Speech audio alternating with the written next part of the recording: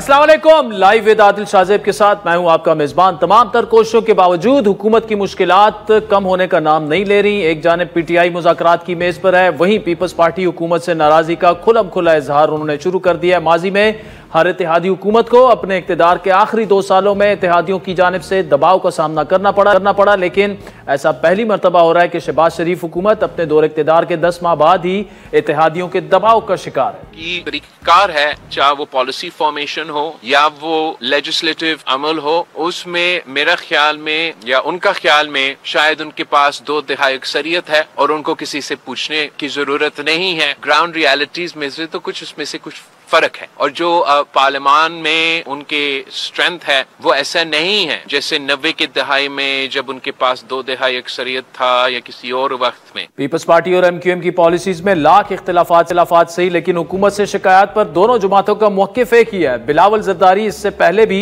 हुकूमत के खिलाफ सख्त ज़बान इस्तेमाल कर चुके हैं, जिसके बाद हुकूमत और पीपल्स पार्टी की कमेटियों के दरमियान मुज़ाकरात का बाकायदा आगाज हुआ और हुकूमत ने पीपल्स पार्टी के तमाम तहफ़्फ़ुज़ात दूर करने की यकीन दहानी कराई। लेकिन बिलावल भुट्टो और पीपल्स पार्टी के दीगर रहनुमाओं के बयानात से ऐसा लग रहा है कि यह मामला हल नहीं हुआ, या फिर पीपल्स पार्टी हुकूमत से डू बोर का मुतालबा कर रही है। पीपल्स पार्टी वस्ती पंजाब के जनरल सेक्रेटरी हसन मुर्तजा ने तो नून लीग और पीटीआई को एक ही सिक्के के 2 रुख करार दिया। उनके बकौल वफाकी वज़रा और पंजाब हुकूमत ने तहफ़्फ़ुज़ात दूर ना किए तो ये इत्तेहाद चलना मुश्किल हो जाएगा। पीपल्स पार्टी की जानिब से इत्तेहाद से अलहदगी की बातें एक ऐसे वक्त में की जा रही हैं जब हुकूमत को मिसाइल प्रोग्राम और मिलिट्री कोर्ट्स के मामले पर बैरूनी दबाव का भी सामना है। गो कि हुकूमत इस मामले में आलमी दबाव को मुस्तरद करके अपना वाज़ेह मौक़िफ़ पेश कर चुकी है, लेकिन दबाव बरकरार है। हुकूमत माशी मैदान में किसी हद तक कामयाब हो चुकी है, जिसका एतराफ़ हुकूमत के सबसे बड़े मुखालिफ बानी पीटीआई भी कर चुके हैं। हुकूमत ने मौलाना के मुतालबे पर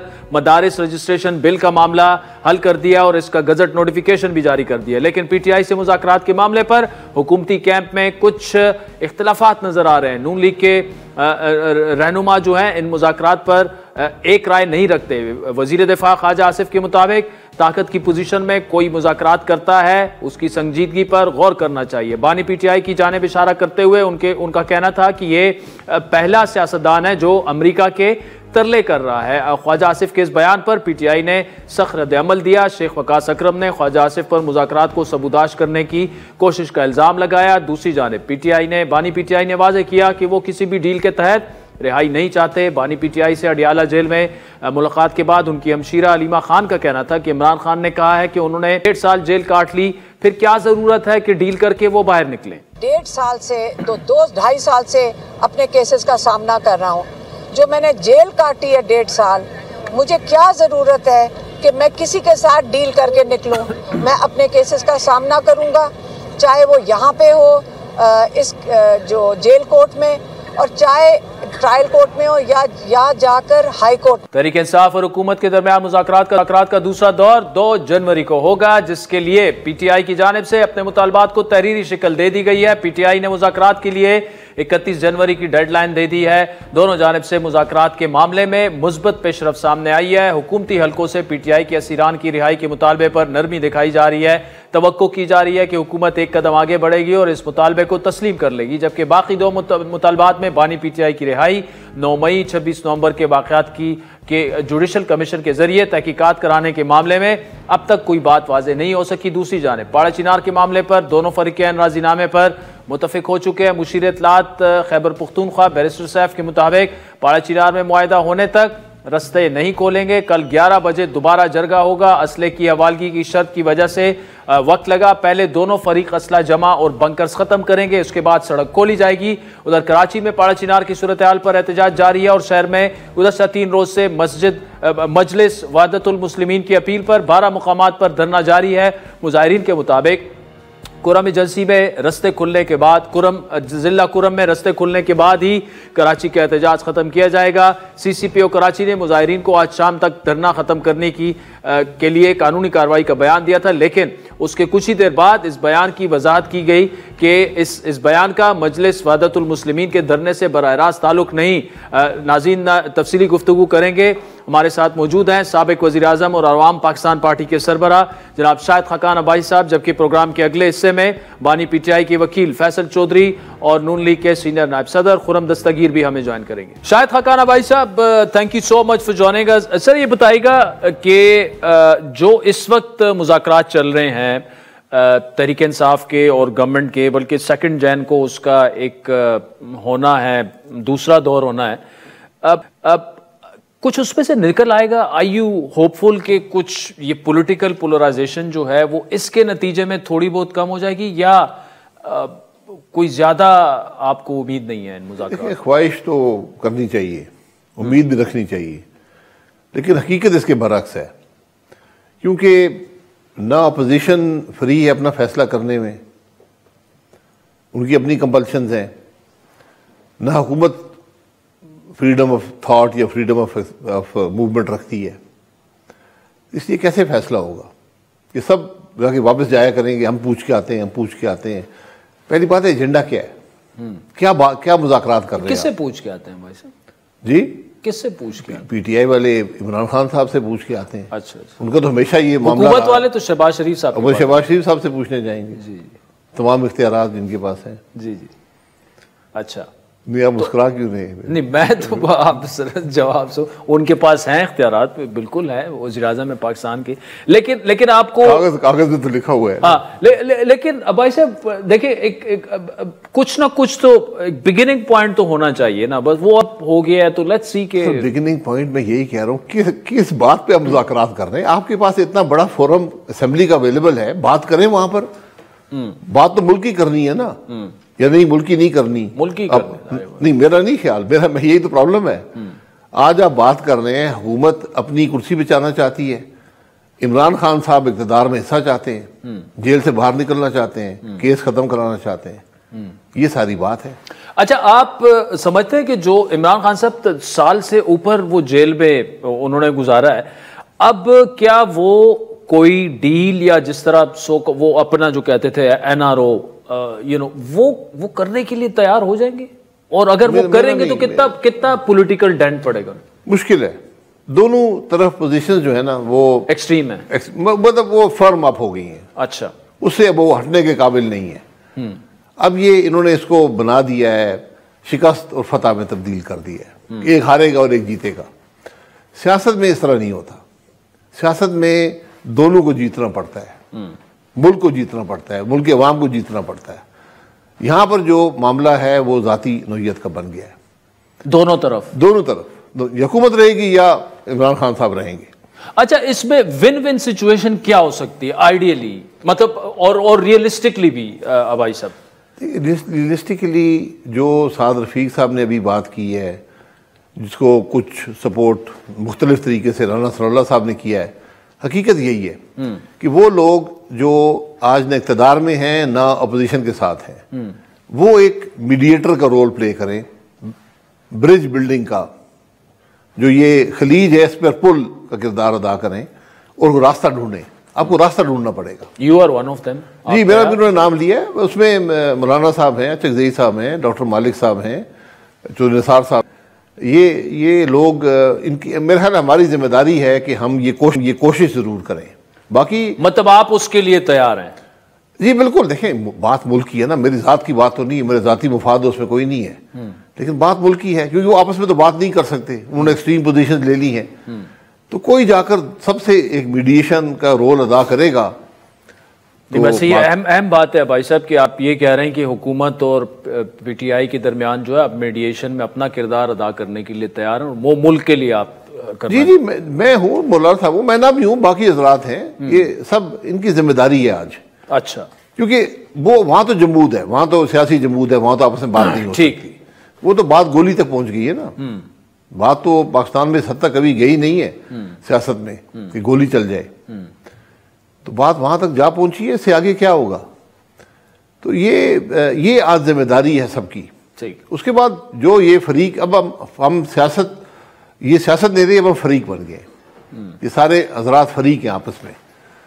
यहाँ पर दुश्मनी, नफरत, ये सब चीजें पैदा हो गई। मतलब एक जिस तरह एक स्पोर्टिंग गेम होती है कि एक जीतेगा और हारेगा, जी बिल्कुल, सियासत में आपने खेलना होता है, आपने खेलना, सबको मौका देना चाहिए कि 1-2 गोल दूसरी टीम भी स्कोर कर ले, आप 3 स्कोर कर ले, ज्यादा स्कोर कर ले, वो अपनी जगह पे बात है। अच्छा, अब भाई साहब दूसरा ही बताइएगा कि जिस तरह से आप देख रहे हैं कि बाइडेन एडमिनिस्ट्रेशन जाते जाते एक सॉर्ट ऑफ एक प्रेशर पाकिस्तान पर बैलिस्टिक मिसाइल टेक्नोलॉजी से लेकर और कुछ और मामलात हैं, ये प्रेशर आप बढ़ता हुआ देख रहे हैं जो नई एडमिनिस्ट्रेशन आएगी, और किस हद तक ये प्रेशर पाकिस्तान सस्टेन करेगा? ऑब्वियसली उस पर, लेकिन हमने देखा कि प्राइम मिनिस्टर और फॉरेन मिनिस्टर ने इतनी खुल के स्टेटमेंट नहीं दी जितनी क्लियर हेडेड स्टेटमेंट इस पे बिलावल साहब ने दी है। देखिए, बिलावल साहब भी हुकूमत का हिस्सा है ना जी। अब क्लियर हेडेड स्टेटमेंट कुछ मामलात में आप दे सकते हैं, कुछ मामलात में नहीं देनी चाहिए। इस मामले की हकीकत बड़ी गहरी है और इसका असर पाकिस्तान पर आएगा और इसके लिए तैयारी करें, और तैयारी का पहला हिस्सा अपने मुल्क को मजबूत करना है। मुल्क एक आवाज से बोले, एक पेज पर सारा मुल्क हो। And that's where the political polarisation वाला जी मामला जी बिल्कुल। अब पॉलिटिकल पोलराइजेशन होगी, ठीक, वो पोलराइजेशन इस्तेमाल होगी आपके खिलाफ, अब वो मकसद हासिल। अच्छा, आपने अगेन बड़ी इंपॉर्टेंट बात की कि उसका असर होगा। जी, किस किस्म का असर? आप पे दबाव आएगा। बशीर रुस्तम में क्या हुआ है, सब न्यूट्रलाइज हो गए, ईरान की फौजें भी वापस चली गई। सीरिया को किसी ने डिफेंड नहीं किया जी, मतलब सीरिया को किसी ने डिफेंड नहीं किया? सीरिया को डिफेंड करने की गुंजाइश नहीं थी, वो तो खुद ही छोड़ दिया उन्होंने। अच्छा, उन्होंने अपने आप को डिफेंड नहीं किया, वो बात खत्म हो गई, उनकी एयरफोर्स तबाह हो गई, उनकी नेवी तबाह हो गई। का हम जिक्र कर रहे हैं, बैलिस्टिक मिसाइल हो या पाकिस्तान की एटॉमिक कैपेबिलिटीज हो, किस किस्म का असर हम पे हो सकता है? क्या असर होगा? आपकी मईशत कमजोर होगी, उस पर असर पड़ेगा। अच्छा, आपकी जो जैसे अगर आपकी ह्यूमन राइट वायलेशंस की जो बात चलती है, ये इस्तेमाल होंगी आपके खिलाफ, इसलिए आपको हर कदम बड़ी सोच समझ कर रखना पड़ेगा। अच्छा, मैं ये मिलिट्री कोर्ट्स की बात अक्सर होती है, ट्रायल में 9 के लोगों का मिलिट्री कोर्ट्स में हुआ, बाहर भी हुआ, दूसरे कोर्ट्स में भी हुआ। अगर सब दूसरे कोर्ट्स में हो जाते कोई फर्क पड़ता था, लेकिन अब मिलिट्री कोर्ट्स में जो ट्रायल है जिसको ह्यूमन राइट्स के इशू बनाकर आपके खिलाफ इस्तेमाल होगा, आपने वो एक मौका दे दिया। जीएसपी प्लस पे लोग बात कर रहे हैं, उस पर प्रेशर आ सकता है। जीएसपी प्लस वाला बड़ा सीरियस, लेकिन वो भी देखें, इसको आपने इन चीज़ों को काउंटर करना पड़ता है, लेकिन आप अफोर्ड नहीं कर सकते कि आप मौके दे सकें किसी को।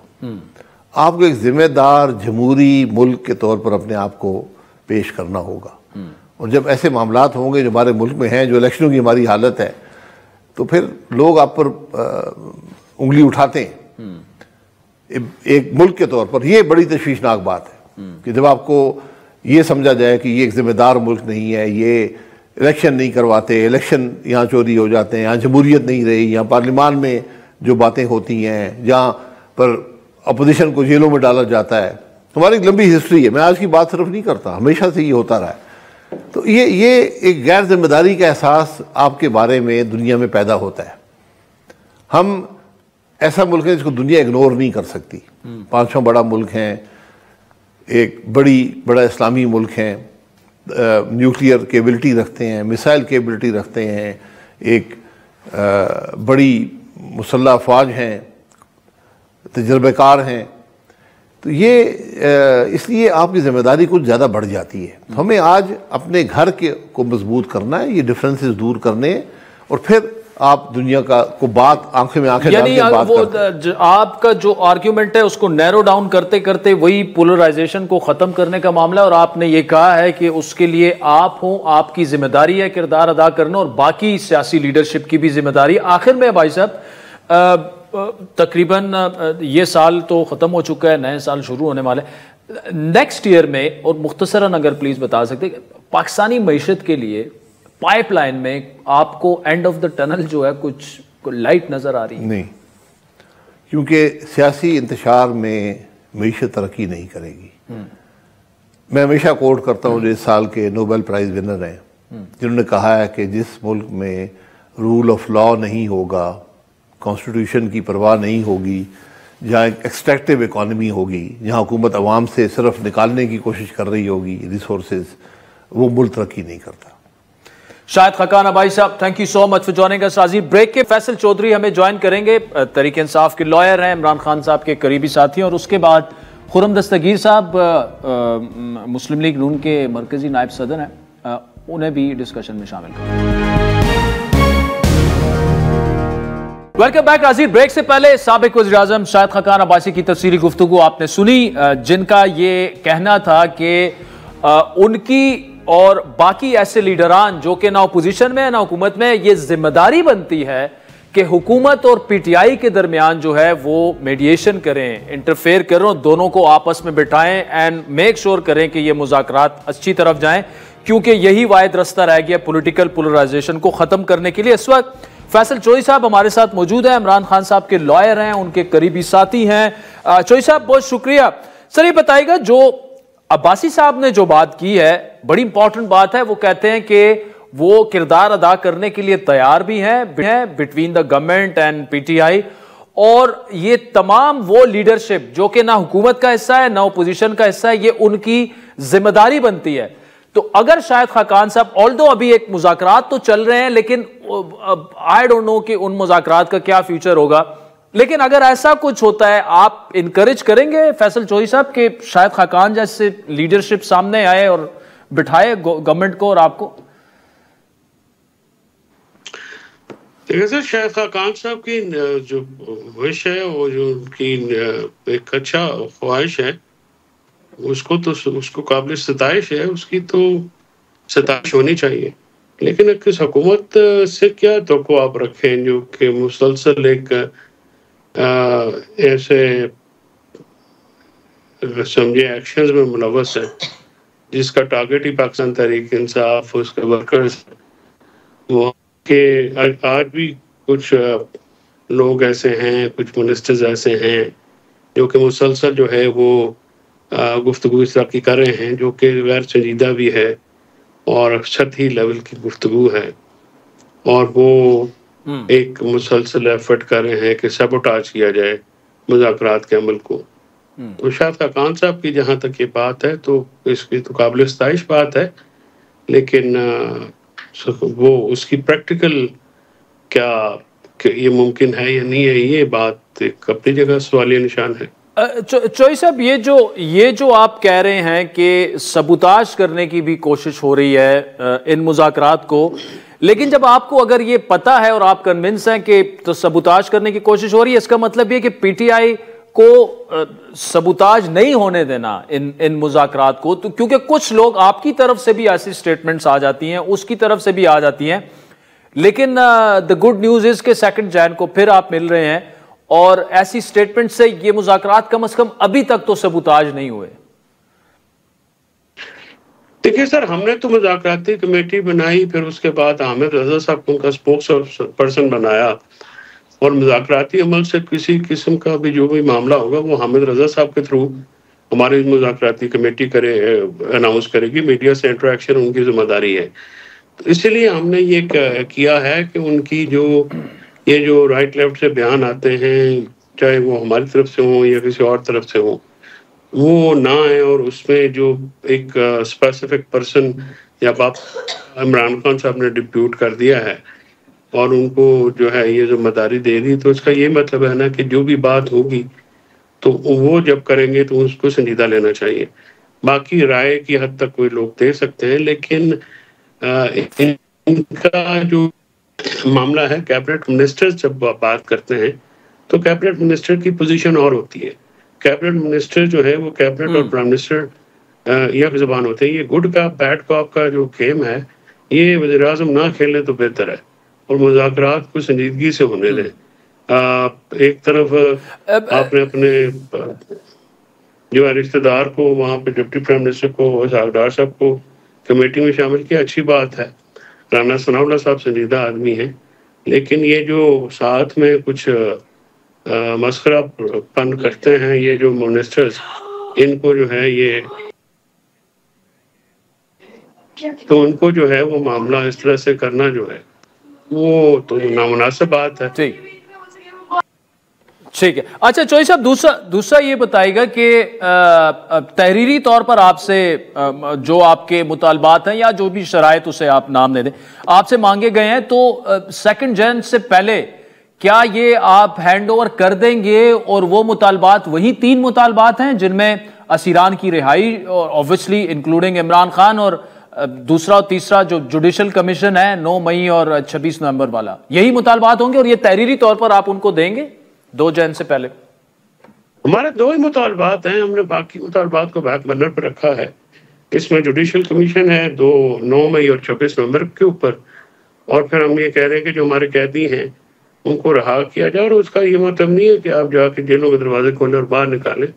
हम ये कह रहे हैं जो आपने तफ्तीशी इदारों पे, पुलिस पे, अदलिया के ऊपर जो दबाव क्रिएट किया हुआ वो खत्म करें। हमें आइन और कानून के मुताबिक ट्रीट किया जाए, क्योंकि आइन और कानून के मुताबिक अगर ट्रीट होते हैं तो हमारे रहनुमाओं के खिलाफ, वर्करों के खिलाफ जो बनाए गए हैं मुकदमात, ये सारे फ्रिवलस हैं, कॉन्कॉक्टेड हैं, पॉलिटिकली मोटिवेटेड हैं। तो ये कोई ज़्यादा देर नहीं ठहर सकते। ये सारा पॉलिटिकली मोटिवेटेड सजाएं हैं, ट्रायल भी पॉलिटिकली जो है वो कॉम्प्रोमाइज हैं, वो मेरिट पे तो हो नहीं रहे। तो लिहाजा हम ये चाहते हैं कि जो दबाव की सिचुएशन है ये ख़त्म हो और हमें आइन और कानून के मुताबिक ट्रीट किया जाए। अच्छा, ये जो डेडलाइन दी है खान साहब ने कि जी 31 जनवरी, कल तो 31 जनवरी तो आपके मुज़ाकरात ही, और दूसरा दौर ही 2 जैन से शुरू हो रहा है, तो ये डेडलाइन उन्होंने जो दी है ये किस लिए दी है कि खत्म करें ये मामला 31 जनवरी तक, या आर हो गया या पार हो गया? नहीं, हम कोई वहां पे सारी उम्र के लिए तो नहीं बैठ सकते ना जी। हमारा तो काफी लंबा जद्दोजहद है, 32-34 महीने हो गए। हुकूमत अगर संजीदा है तो इसमें संजीदगी दिखाई। ये कौन से इतने अनडूएबल मुतालबात हैं जो किए नहीं जा सकते? ये मुतालबात तो डूएबल हैं, होने वाले हैं। इनके ऊपर जो है ज्यादा टाइम नहीं लगना चाहिए किसी भी सूरत में। अच्छा, और चौधरी साहब दूसरा मतलब जो आपकी एक तहरीक खान साहब ने शुरू करवाई थी सिविल नाफरमानी वाली, वो अभी तक वो इंटैक्ट है या बस वो पोस्टपोन हो गई है? अभी फिलहाल आप नहीं एहतजाज जब तक कोई आउटकम ना हो मुज़ाकरात का? नहीं, बिल्कुल इंटैक्ट है जी। वो हमने तरसीलात ज़र की बाइकआउट की अपील की है, और हमारी अपील के ऊपर लोग जो हैं वो बात करते हैं। हमारे अपील पे, इमरान खान साहब की अपील पे लोग जो हैं वो हमेशा रिस्पॉन्ड करते हैं। तो हमने इसलिए वो इमरान खान साहब ने ये अपील की ताकि आप ओवरसीज के ये कोई ज़रा किसी की कनपट्टी पे बंदूक तो नहीं रखी, अपील है, वॉलंटियर करेंगे लोग। और इसके मुकाबले में जो इन्होंने हमारे वर्कर्स को, हमारे पार्लियामेंटेरियन को, उनके घर वालों को, उनके घरों को नुकसान पहुंचाते हैं, जिस तरह से उनके मुकदमे बन जाते हैं, उनको उठा लिया जाता है, उनको उन पर तशद्दुद किया जाता है, तो इस चीज़ों से बचाने के लिए हमने एक ऐसी मामलात की हैं ताकि गवर्नमेंट को वायलेंस करने का, ये गवर्नमेंट को तशद्दुद करने का मौका ना मिले। तो हम चाहते हैं अगर हुकूमत संजीदा होगी तो ये कॉल ऑफ कर ली जाएगी। अगर हुकूमत संजीदगी का मुजाहरा करेगी तो हमारी ये जो कॉल है, ये अपील जो है, ये विड्रॉ भी हो सकती है, लेकिन अभी ये जारी है। फैसल चौधरी साहब, ठीक, फैसल चौधरी साहब, थैंक यू जानेगा। नाज़रीन, वक्त चाहता है एक ब्रेक का, जिसके बाद हुकूमत वक्त से जवाब लेंगे। खुर्रम दस्तगीर साहब हमें ज्वाइन करेंगे ब्रेक के बाद। Welcome back. अजीब, ब्रेक से पहले शाहिद खाकान अब्बासी और फैसल चौधरी की तफसीली गुफ्तगू आपने सुनी। इस वक्त मुस्लिम लीग नून के मरकजी नायब सदर खुर्रम दस्तगीर साहब हमारे साथ मौजूद है। खुर्रम साहब, एक जानिब हुकूमत और PTI मुज़ाकरात कर रही है, दूसरी जानिब डिफेंस मिनिस्टर ख्वाजा आसिफ के बयानात अगर देखें तो उससे क्लियरली रिफ्लेक्ट ये हो रहा है कि नून लीग के अंदर एक तकसीम है इन मुज़ाकरात को लेकर। अगर आपकी अपनी जुमात और हुकूमत यकसू नहीं है मुज़ाकरात के हवाले से, तो फिर कैसे इसको इनसे उम्मीद बांधी जाए इन मुज़ाकरात से कि फ्रूटफुल हो सकते हैं? मुज़ाकरात करने के मामले में तो हम यकसू हैं और उनका मकसद बड़ा वाज़ेह है कि हम अपोजिशन से मुज़ाकरात के जरिए पाकिस्तान में जो पिछले 9 महीने में शहबाज शरीफ साहब ने एक मुआशी इस्तेहकाम हासिल किया है, मसलन दिसंबर में महंगाई जो है वो मजीद उसमें कमी की तवक्को है, 4% के करीब रह जाएगी। तो बहुत सारी ऐसे जो अच्छे इक़दामात हुए हैं उनको मजीद मुस्तहकम करने की जरूरत है, और इसीलिए अपोजिशन से बात की जा रही है कि हमें अब ये जो मौशी इस्तेकाम बहुत मुश्किल से हासिल हुआ है, उसको अब सियासी अदम इस्तेकाम की भेंट नहीं चढ़ाना। तो हम बड़े खुले दिल से और खुली सोच से मुज़ाकरात, अब अगला जो सेशन है वो जुमेरात को 2 तारीख को है, उस पर बात करेंगे। लेकिन जो ख्वाजा आसिफ साहब ने बात की है, अगर से उसकी बेहतर तौजीह वही दे सकते हैं, लेकिन मैं उसको यही समझ पाया हूं कि उन्होंने हुकूमती टीम जरूर आगाह किया है, और हुकूमती टीम में सिर्फ मुस्लिम लीग नून नहीं है, हमारी तमाम जो हवारी जमातें हैं उनके अरकान मौजूद हैं, कि ये जो मुज़ाकरात हैं ये किसी NRO में तब्दील नहीं होने चाहिए। ये सिर्फ जो सियासी इस्तेकाम है और मुखालफत को पार्लियामान के अंदर करने का जो कोशिश है, और ये कोशिश है कि सूबे और वफाक के दरमियान जो ताल्लुकात हैं, क्योंकि एक सूबा मुस्तकिल हमलावर है पिछले 1.5-2 साल से, तो लिहाजा वहां उसकी तरफ फोकस करना है कि मुल्क में सियासी इस्तेकाम कैसे हासिल किया जाए, बजाय ये कि ये कोई NRO की डिस्कशन शुरू हो। अच्छा खुर्रम साहब, सियासी इस्तेकाम करने के लिए आपको 1-2 कदम पीछे हटना पड़ेगा, PTI को भी 2 कदम पीछे हटना पड़ेगा।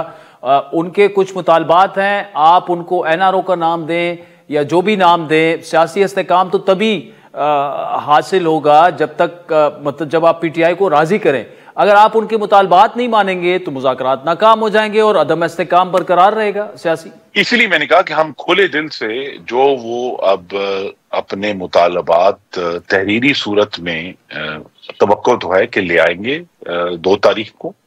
हम जैसे मैंने कहा खुले दिल से उनसे मुज़ाकरात कर रहे हैं, गैर मशरूत मुज़ाकरात कर रहे हैं। ठीक। और ये मुज़ाकरात जो हैं वो हम जो पूरी हुकूमती जमातों की टीम है, बड़ी एक जामे टीम वज़ीर आज़म ने तश्कील दे दी है स्पीकर साहब की जो मशवरे पर, तो लिहाजा वो अब हम वो बात जारी रखेंगे। और इसीलिए इसको मैं बहुत ज्यादा सेकंड गेस नहीं करना चाहता। 2 तारीख को उनके मुतालबात सामने आने दें और उस पर गुफ्तगू शुरू होने दें, फिर हम बात करेंगे कि क्या इस पे हमें आगे बढ़ना है। लेकिन कम से कम ये जरूर है कि तहरीक इंसाफ ने जो एक कोशिश की है पिछले 2 साल से, अब तकरीबन हो गए हैं, बल्कि 3रा साल शुरू हो जाएगा, कि एक हमले के जरिए, आग के जरिए, गोली के जरिए, तशद्दुद के जरिए अपने सियासी मकासद को हल किया जाए। तो अगर वो उससे अपनी रविश बदल कर मुज़ाकरात की टेबल पर आ रहे हैं तो हम इसे खुशाइंद समझते हैं, क्योंकि वो तमाम टैक्टिक्स जो हैं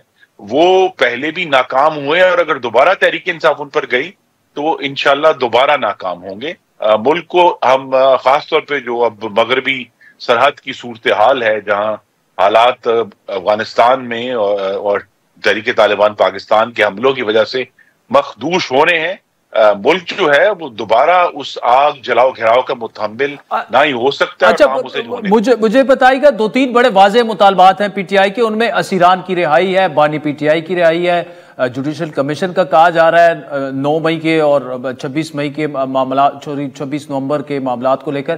क्या ये मुतालबात माने जा सकते हैं या इनमें से कोई ऐसा एक मुतालबा है जो जहां पर आप लचक का मुजाहरा नहीं करेंगे? नहीं, मैं तो वो बताऊंगा जिसमें हुकूमत लचक का मुजाहरा करेगी वो, और वो है असीरान की रिहाई, कि वो अच्छा। सब लोग जिनको हिरासत में लिया गया 9 मई के वाकये के बाद और अभी 26 नवंबर के बाद, जिनके ऊपर कोई सबूत और शवाहिद नहीं है और वो गिरफ्तार हुए, उनको हुकूमत जरूर, मेरी तवक्को भी है कि उनको रिहा करना चाहिए, ताकि पाकिस्तान के शहरी हैं, उनके ऊपर अगर कोई किसी किस्म के बलवा करने का, फसाद फैलाने का, रेंजर्स और पुलिस के एहलकारों को शहीद करने का अगर कोई सबूत नहीं है, उन्हें रिहा होना चाहिए। लेकिन जो लोग इसमें शामिल हैं, जैसा कि अभी हालिया दिनों में सजाएं भी दी गई हैं, उन्हें सख्त तरीन सजाएं देनी है। ये भी जहां हम मुज़ाकरात के जरिए अमन कायम कर रहे हैं, इंसाफ के जरिए भी अमन कायम होता है कि जब ये आवाम को मैसेज जाता है कि अब इस तरह के बलवे से और इंतशार से मकासद हल नहीं होंगे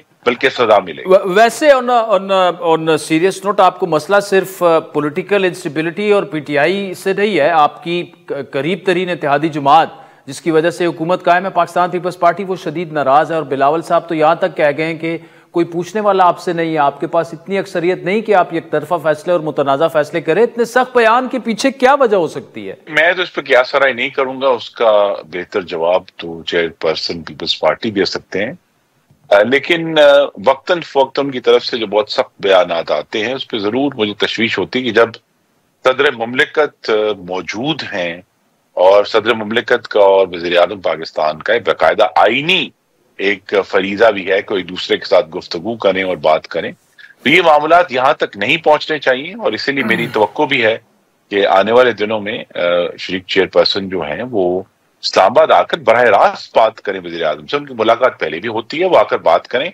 और ये एक अलग ट्रैक होना चाहिए हुकूमत के मुज़ाकरात का कि वो पाकिस्तान पीपल्स पार्टी जो कि इंतहाई अहम हमारे हवारी हैं और इस जो भी साल खत्म हो रहा है कल, उसमें बड़े नाजुक मौकों पर पीपल्स पार्टी ने अपनी पूरी हमायत जो है वो मुस्लिम लीग नून को फराहम की है। लिहाजा ये सिलसिला जारी रहेगा और जो अगर उसमें इख्तलाफात पैदा होते हैं तो शहबाज शरीफ साहब में वो दानिश मौजूद है कि वो उनको हल कर सके। अच्छा, क्या पीपल्स पार्टी की नाराजगी बढ़ने से शहबाज शरीफ हुकूमत को कोई खतरात दरपेश हो सकते हैं या पीपल्स पार्टी इतनी आगे नहीं जाएगी? नहीं, मैं नहीं समझता जी, बिकॉज हमारा जो इत्तेहाद है वो किसी एक पॉलिसी की बुनियाद पर तो नहीं है। हमारा इत्तेहाद पाकिस्तान में जो जमहूरियत का इस्तेहकाम है और जो कि आज से 18 साल पहले, बल्कि 19 साल हो जाएंगे 2025 में, जो शहीद बेनज़ीर भुट्टो और मोहम्मद नवाज शरीफ ने एक मिलकर मीसाक के ऊपर दस्तखत किए थे, उससे ही हमारी अंडरस्टैंडिंग है कि हमें मुल्क में जमहूरियत को इस्तेहकाम देना है।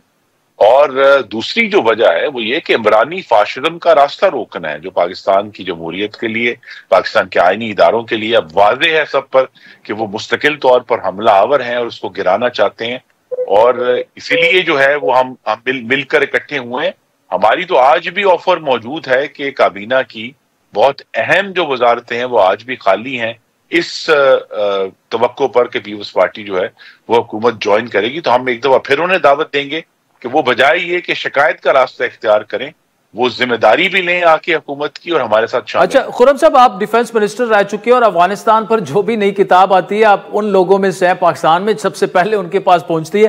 तालिबान के साथ जो हमारे मामलात हैं, माने ना माने वो अफगानिस्तान पर इस वक्त हुक्मरानी कर रहे हैं, हमारे ताल्लुकात उनके साथ काफी बिगड़ चुके हैं। क्या अब आप समझते हैं कि एक सीरियस एफर्ट होनी चाहिए और उनके साथ ये मामलात जो हैं इनको सेटल डाउन होना चाहिए? नहीं, इसमें कोई शक नहीं है। इसीलिए आपको मालूम है कि अभी चंद दिन पहले जो स्पेशल रिप्रेजेंटेटिव हैं सादिक साहब, जो काबुल में हमारे सफीर भी रह चुके हैं, उन्होंने काबुल का दौरा किया था और उसमें अगर मजीद उन्हें किसी अस्करी सपोर्ट की जरूरत है अपने मुज़ाकराती टीम में, वो भी उन्हें दी जा सकती है। पाकिस्तान तो अफगानिस्तान से अमन चाहता है, लेकिन अगर अफगानिस्तान जो है वहां पाकिस्तान पर हमला आवर लोग जो हैं वो वहां पनाह लेंगे और फिर उसको, जो ज्यादा पाकिस्तान को इतराज है कि वो वहां रहकर पाकिस्तान पर हमले प्लान करते हैं और स्टेज करते हैं, तो जो तालिबान अफगानिस्तान में इस वक्त इनकी हुकूमत है, उनकी अपनी उसकी हुकूमत का लीगल स्टेटस वो एक अलग बहस है, लेकिन उनको उस जमीन पर खुद मुख्तारी हासिल है। और जब खुद मुख्तारी आती है, अगर वो हुकूमत करने के दावेदार हैं, तो फिर ये जिम्मेदारी भी आती है कि उनकी सरजमीन पाकिस्तान पर हमला करने के लिए इस्तेमाल ना हो। ये बात जो है वो हम बावर करना चाहते हैं और ये भी है कि जितना वो चाहते हैं कि उनकी खुद मुख्तारी का एहतराम किया जाए, तो पाकिस्तान की भी यही तवक्को है कि मतवाजी तौर पर पैरेलल एंड इक्वल पाकिस्तान की खुद मुख्तारी का एहतराम करना। खुर्रम दस्तगीर साहब, thank you so much for joining us. राजीन, वक्त तो चाहता है एक ब्रेक का, जिसके बाद क्लाइमेट चेंज की बात करेंगे। रुमीना खुर्शीद आलम साहिबा में ज्वाइन करेंगे हमारे साथ। Welcome back राजीन। माहौलियाती तब्दीली यानी क्लाइमेट चेंज आलमी सतह का मसला तो रोज़ अव्वल से ही था, लेकिन इंसानों की अदम तवज्जो के बायस, दुनिया की अदम तवज्जो के बायस अब ये ज़मीन और उसके बासियों के वजूद के लिए ख़तरा जो है वो बनता जा रहा है। दुनिया भर में माहौलियाती तब्दीली के बायस दर्जा हरारत में बतदरीज इजाफा होता जा रहा है और साइंसदानों ने मुतनब्बे किया है कि ज़मीन को मौसमियाती तब्दीली के बायस होने वाली तबाही से बचाने के लिए फौरी इक़दाम लेने की अशद ज़रूरत है। ग्लोबल वार्मिंग चंद साल या दहाइयों में नहीं हुई, बल्कि एक सदी से ज़ायद अरसा इसमें इजाफा होता रहा। गुज़श्ता 8 बरस तारीख के गर्म तरीन साल थे, जिसकी वजह से सतह समंदर में इजाफे और समंदरी हिद्दत ने नई बुलंदियों को छुआ। अगर हम आबो हवा की तब्दीली पर बात करें, पेरिस कॉन्फ्रेंस में आलमी दर्जा हरारत को 1.5 डिग्री सेंटीग्रेड के अंदर रखने पर इत्तेफाक किया गया था, लेकिन साइंटिस्ट का ये कहना है कि ज़मीन के दर्जा हरारत का इस हद से तजावुज़ करना तबाहकुन साबित हो सकता है। हाल ही में एशियाई तरक्याती बैंक की जारी होने वाली एक रिपोर्ट में कहा गया कि पाकिस्तान को मौसमियाती तब्दीलियों के असरात की वजह से ज़राअत, जंगलात और माहीगीरी समेत कुदरती जो वसाइल हैं उसके शुबे में बड़े नुकसानात का सामना करना पड़ा भी और मजीद भी करना पड़ सकता है। पाकिस्तान इस वक्त दुनिया में सबसे ज़्यादा मुतासिर होने वाले 10 बड़े ममालिक पे शामिल है। ग्रीन हाउस गैसेज में पाकिस्तान का जबकि शुमार 1% से भी कम है। 2 साल पहले 2022 के सैलाब में 1700 से ज़्यादा लोग जहां बहक हुए थे। इस आफत ने मजमूई तौर पर 33 मिलियन लोगों को मुतासिर किया, जबकि इस सैलाब से मजमूई तौर पर $30 अरब का माशी नुकसान पाकिस्तान को हुआ। मौसमियाती तब्दीली के मजमूई नुकसान पाकिस्तान के GDP का 12% तक होने का इम्कान है, जो एशिया बैरुल-कायल के खित्ते में सबसे ज़्यादा है। आबो हवा की तब्दीली की बात की जाए, आलमी सरबराह कॉन्फ्रेंस हुई, उससे पहले साइंसदानों ने ग्लोबल वार्मिंग से मुतालिक ताज़ा तरीन आदाद शुमार जारी किए, जिसमें बताया गया कि जब से दर्जा हरारत का रिकॉर्ड रखा जा रहा है, साल 2024 अब तक का गर्म तरीन साल बनने जा रहा है। अगर मौसमियाती बहरान में तेज़ी आती रही तो खित्ते के 30 करोड़ अफराद साइली सैलाब से उनकी ज़िंदगियाँ ख़तरे में पड़ सकती हैं। 2070 तक सालाना खरबों डॉलर के साइली असासों को नुकसान पहुंच सकता है। मौसमियाती तब्दीली एक ऐसा मसला है नाज़रीन जिसने दुनिया भर के रहनुमाओं को सर जोड़कर बैठने पर मजबूर किया। हाल ही में आज़रबाईजान के शहर बाकू में 11 से 22 नवंबर तक आबो हवा की तब्दीली पर आलमी सरबराह कॉन्फ्रेंस का इनेकाद किया गया, जिसमें जहां क्लाइमेट एक्शन, मौसमियाती इंसाफ और कार्बन मार्केट जैसे मामला ज़ेर बहस रहे, वहीं अमीर ममालिक से तरक्की पजीर ममालिक की माली इमदाद पर भी बात हुई। पाकिस्तान को मौसमियाती तब्दीली के मसले से कैसे निपटना चाहिए, कितना ये बड़ा मसला है। डॉन मीडिया ग्रुप ने ब्रेथ पाकिस्तान के नाम से एक आगाही मुहिम शुरू की है, जिसका मकसद अवाम में मौसमियाती तब्दीलियों के असरात और उससे निपटने के तरीकों के बारे में आगाही पैदा करना है। इन तमाम मामलों पर बात करेंगे। हमारे साथ मौजूद हैं वज़ीर कोऑर्डिनेटर बराए मौसमियाती तब्दीली रोमीना खुर्शीद आलम साहिबा। रोमीना साहिबा, thank you so much for joining अस। इस वक्त जो पाकिस्तान को एक बहुत बड़े बहरान और मसले का सामना है क्लाइमेट चेंज को लेकर, क्या गवर्नमेंट का क्या कोई प्लान आपके पास है भी, और क्या प्लान कर रही है गवर्नमेंट? बिस्मिल्लाहिर्रहमानिर्रहीम, बहुत शुक्रिया आपका इस अहम जो सब्जेक्ट है, जो कि इस वक्त सबसे बड़ा आलमी और नेशनली और इंटरनेशनली एक बहुत बड़ा चैलेंज है, उसके ऊपर आपने जो प्रोग्राम कर रहे हैं और वक्त दे रहे हैं, मैं समझती हूँ कि मैं इसके लिए आपकी बहुत मशकूर हूँ, क्योंकि अमूमन सियासी मसलों के अंदर इस मसले को हमेशा जो है वो गुम कर दिया जाता है। But thanks for taking out the time for this very important subject. जहाँ तक बात है कि हुकूमत इस लेवल के ऊपर क्या कर रही है क्लाइमेट चेंज के हवाले से, देखिए चैलेंजेस जो हैं वो काफ़ी बड़े हैं, लेकिन अल्हम्दुलिल्लाह under the leadership of honourable prime minister Mian Muhammad Shehbaz Sharif, आपने देखा कि जब भी वो इंटरनेशनली कहीं पर भी जाते हैं तो जो सबसे ऊपर, सबसे जो टॉप एजेंडा या प्रायोरिटी पे बात होती है वो क्लाइमेट चेंज की होती है। तो जहाँ तक बात है कि हुकूमत इस वक्त क्या कर रही है, किस तरह से देख रही है, हमारा जो काम है नेशनली वो ये है, the collaboration and coordination with along all the provinces, और हमने किस तरह से उन चीज़ों को, इंटरनेशनल जो कमिटमेंट्स हैं उनको किस तरह से लेकर चलना है। तो उसके ऊपर डेफिनेटली प्रॉपरली जो है वो काम भी किया जा रहा है, एंगेजमेंट्स की जा रही हैं। हम लोग जो सूबे हैं उनके साथ प्रॉपर डिस्कशन में लेके कोलैबोरेशन और कोऑर्डिनेशन के साथ जो है वो पॉलिसीज को भी मुरतब आप सूबों का आपने जिक्र किया, ये मामला अब सूबाई हुकूमतें भी देख रही हैं, तो वफाक जो NDCs हैं उसको कैसे मैनेज करेगा? देखिए, आपने बड़ा अहम जो नुक्ता है उठाया और डेफिनेटली ये बहुत ज़रूरी भी है। मैं यहाँ पर एक बात ज़रूर कहती चलूँ कि जब हम बात NDCs की करते हैं तो पाकिस्तान ने ग्लोबली इस दफ़ा कॉप में भी कहा गया कि जिस तरह डेवलप्ड कंट्रीज़ NDCs की बात करते हैं, तो हमने कहा है कि आपको जो डेवलप्ड कंट्रीज़ हैं उनको IDCs की भी बात करनी चाहिए कि वो जो उनका इंटरनेशनल डिटर्मिन्ड कॉन्ट्रीब्यूशन है उसके ऊपर वो किस तरह से जो है वो उनको देखते हैं। इसी तरह से मैं बताती चलूँ कि प्राइम मिनिस्टर मियां मोहम्मद शहबाज शरीफ के विजन के तहत जो माहौलियाती अहदाफ को पूरा करने के लिए एक प्रॉपर जो है एक मैकेनिज्म जो है वो डेवलप कर दिया गया है, जिसके तहत तमाम तर जो नेशनल लेवल पर गाइडलाइंस हैं वो तरतीब दे दी गई हैं, और वही गाइडलाइंस जो है वो सूबाई डेफिनेटली हुकूमतों के साथ और उनको अमली सतह पर जो है उनके अमल को यकीन दहानी जो है उसको यकीनी बनाया जा रहा है। और इसके हवाले से मैं आपको बताती चलूँ कि वफाकी कोऑर्डिनेशन जो है मिनिस्ट्री ऑफ क्लाइमेट चेंज के साथ NDCs के अहदाफ जो है उनको तय करने के लिए तमाम तर जो सूबे हैं उनको इसमें ना सिर्फ शामिल है बल्कि हर सूबे को डेफिनेटली इसके अंदर बताना है कि वो अपनी बुनियादी ज़रूरियात और इंडस्ट्रियल और एग्रीकल्चर जो उनकी प्रोफाइल है उसके मुताबिक वो अहदाफ को तरतीब जिस तरह से देने की जो उनकी आज़ादी, डेफिनेटली जिस तरह हम बात करते हैं कि 18वीं तरमीम के बाद तमाम तर जो सूबे हैं वो इंडिपेंडेंट हैं, खुद मुख्तार हैं और वो किस तरह से, लेकिन ऑब्वियसली उनकी जो नीड है किस तरह से जो ज़मीनी हकायक हैं उनके मुताबिक वो उस पर किस तरह से जो है वो उनको ना सिर्फ उन पर अमल दरामद किया जा रहा है बल्कि तमाम तर जो टेक्निकल उनकी जो असिस्टेंस है बाज़ उसमें उनको चैलेंजेस आते हैं तो उसको हम किस तरह से देख सकते हैं, उनको किस तरह उसमें सपोर्ट की जा सकती है, इसको इन तमाम तर जो चीज़ें हैं उनको। अच्छा रोमीना साहब, बहुत शुक्रिया, तफसीली जवाब आपने दिया। एक और बड़ा अहम मसला स्मॉग का जो मसला है वो पाकिस्तान नहीं जनूबी एशिया के लिए बड़ा मसला बन चुका है और तकरीबन दुनिया भर के आलूदा तरीन शहरों में 5 बड़े शहरों में अक्सर हमारे 3 शहर जो हैं वो शामिल होते हैं।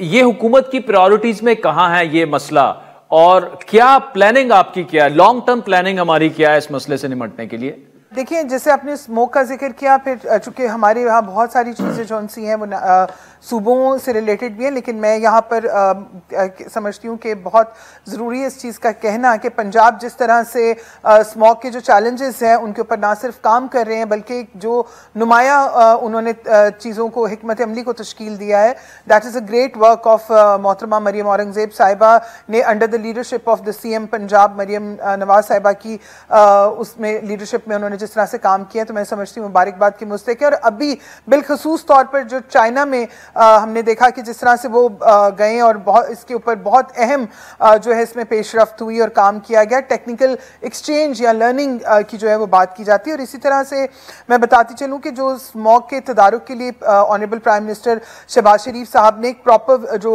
विजन है जो हुकूमती पॉलिसी के तहत 3 बुनियादी निकात पर मरकूज है, जिसमें पोल्यूशन कंट्रोल की बात की गई है, एनर्जी ट्रांजिशन की बात की गई है और इसके बाद एनवायरमेंटल रेगुलेशन जो है इसमें भी बात की गई। अच्छा, मुख्तलिफ ममालिक की जानिब से एक बहुत बड़ी कॉन्फ्रेंस हुई, डोनर्स कॉन्फ्रेंस, पाकिस्तान के साथ वादे किए गए अरबों डॉलर्स, कितनी हद तक उस पर अमल दरामद हुआ?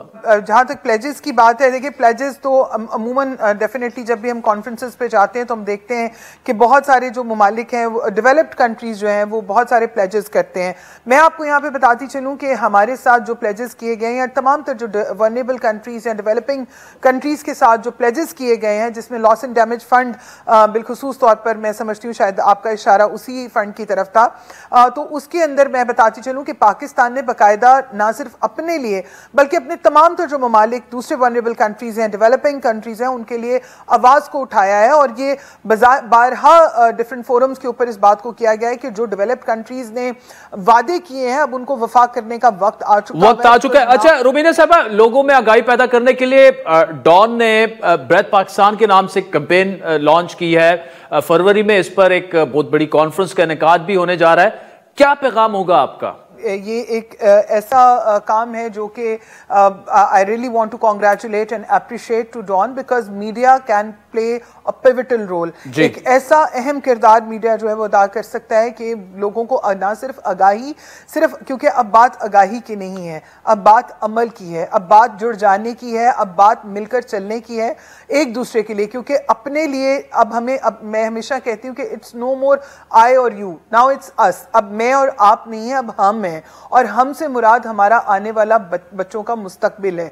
क्योंकि जब हम पाकिस्तान में अमूमन यहाँ हम सब कहते हैं कि यूथ इज़ द फ्यूचर, तो मैं ज़ाती तौर पर इस बात से इख्तिलाफ करती हूँ, क्योंकि मैं समझती हूँ कि यूथ प्रेजेंट है, फ्यूचर हमारे जो बच्चे हैं वो हैं, और उनके लिए मुस्तकबिल को खूबसूरत बनाना हम सब की कंबाइन जिम्मेदारी है।